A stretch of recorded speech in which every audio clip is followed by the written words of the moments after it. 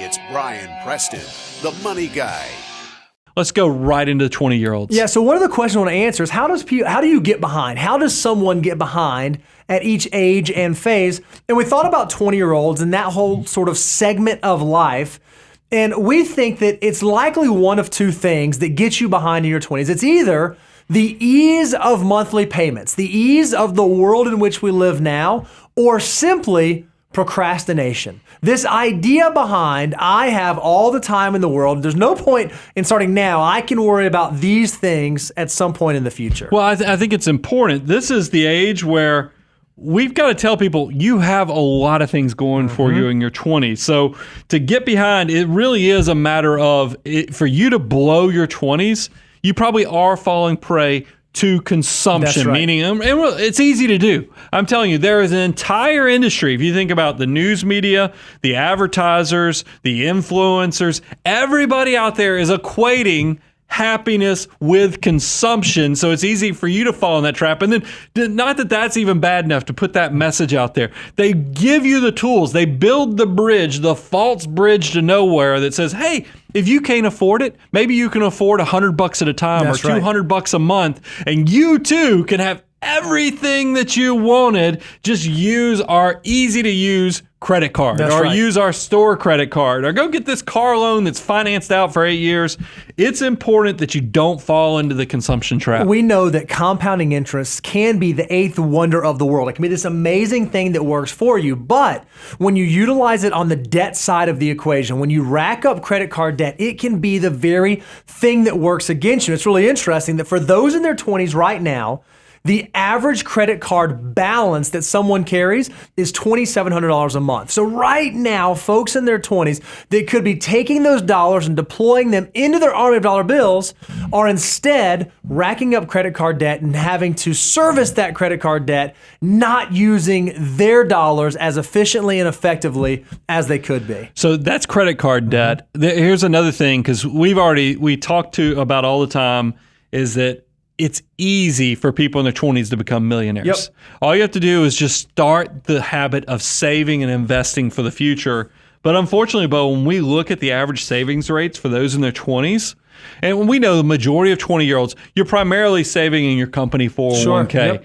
That data shows the typical employee only in their 20s only puts in 7.4%. And look, you know that we say our goal is for you to be saving 20 to 25% of your gross wages. So the fact that folks are only doing 7.4% shows us that they're a little bit behind. And this is why that is such a great travesty. We have this great deliverable. You can go out to moneyguy.com/resources. We have what we call our wealth multiplier, which shows how powerful every dollar in your 20s can be. So if you're a freshly minted college graduate, you get out of school, let's say you get out at 25 years old, every $1 that you can deploy, that you can defer into the future, has the potential to turn into $44 by the time that you get to age 65. If you squander that opportunity, it begins to go away. By the time you get to 29 years old, that $1 can only, air quotes, turn into $26. The sooner you can figure this out, the more thankful your future self will be. Now wait a minute. I'm always an optimist. I'm looking at the glass half full, not the glass half empty. Sure. And Bo, you just shared for a 20-year-old, $1 has the potential to turn into $88. For a 29-year-old, $1 has the potential to turn into $26. Yes, that is a steep drop-off. However, it's still pretty powerful. That's massive. I mean, if you think about the juice that those dollars can earn, I mean, that's incredible stuff. And that's why use the money multiplier. But let's do even better than that. Let's actually shift the conversation and talk about what do you do to catch up, even though you're a 20-year-old that's trying to catch up. That's the first point. What the great news is that in your 20s, it's kind of hard to really be far behind, because even in the latter part of your 20s, you still have your most valuable resource on your side. You still have time. So I think recognize that even if you've made bad decisions, even if you've gotten yourself in a bad spot, even if you've racked up credit card debt or you bought the car you couldn't afford, you still have enough time that you can right this ship. So you focused on, I love that you have to really work hard not to screw up your 20s, because there is so much potential with every dollar that comes into your possession. I want to talk to you I think the biggest thing you can focus on are those consumption habits. I think that is going to be the biggest thing people can do. And the best way, I've already told you, the industry's working against you. They're trying to stretch out those loans. They're also trying to tell you, hey, you can consume everything $10, $100 at a time. But instead of thinking about it at that point of sell expense, because here's where I think we fall into the trap of, we say, hey, it's just $9 a month. Oh, $9. I can easily afford $9. I got $10 in my pocket right now. So the problem with that mindset, though, is $9 a month quickly turns into close to $100 a year.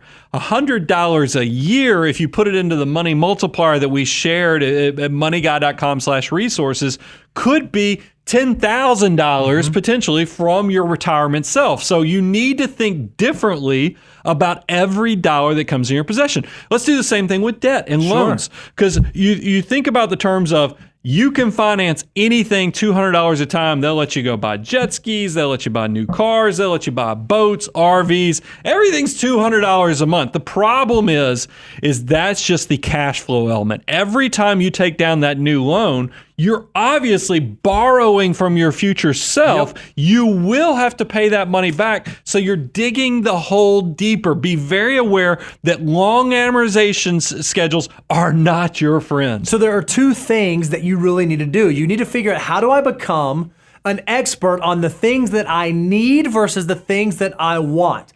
Do I need that $9 subscription? Do I need that fill in the blank? Or is it just something I want? And the second thing you can do, and Brian, you talk about this all the time, when it comes to consumption, when it comes to things that we buy, if we can gamify it a little bit, perhaps we can adjust our consumption behavior. Yeah, I do that by over-researching anything I want to buy, even as Amazon purchase. I'm reading the reviews. I'm comparing all the alternatives I could be buying. I think that gamifying or extending the purchase process actually has a cool-down period effect, so you're not so hot and bothered that you're hyper-focused on buying something. It actually lets you cool down to more of a rational mindset. That is a good thing. Use that research mentality to help save yourself from the consumption. And so here's the other thing that you need to do in your 20s. If you're out there, you are facing a decade where there are going to be a lot of big life decisions that you're likely going to make or likely going to begin starting to make.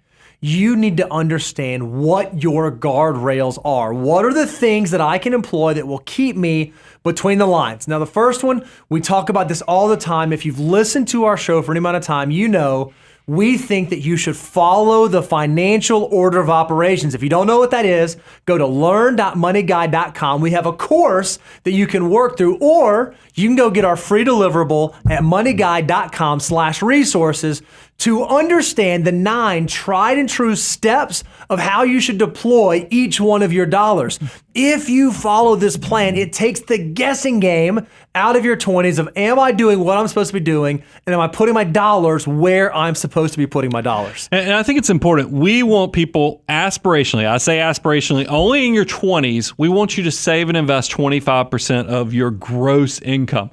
I get it. When you come out in your early 20s, money's going to be tight. That's okay. Your money's also super valuable, super powerful, and will grow. So even if you're not doing 25%, if you're starting off at 5%, 10%, everything's going to be super powerful. But I do want you to have the aspirational goal that by the time you enter your 30s, you are at that full 25% of your gross income. And then as you're thinking about these big decisions that you're making, like housing, where you're going to live, make sure that you understand you need to keep your total housing cost, whether that be rent or that be principal and interest on a mortgage, down to 25% of your gross income. If you start doing the calculations and find that your housing is trickling above that, you may want to do some recalculations around, am I putting my dollars in the place where they really need to be going? And then a big trap that I see people falling is that car. You want to reward yourself for graduating college or making it to the next phase of life. And it's so easy with that drawn out amortization of financing cars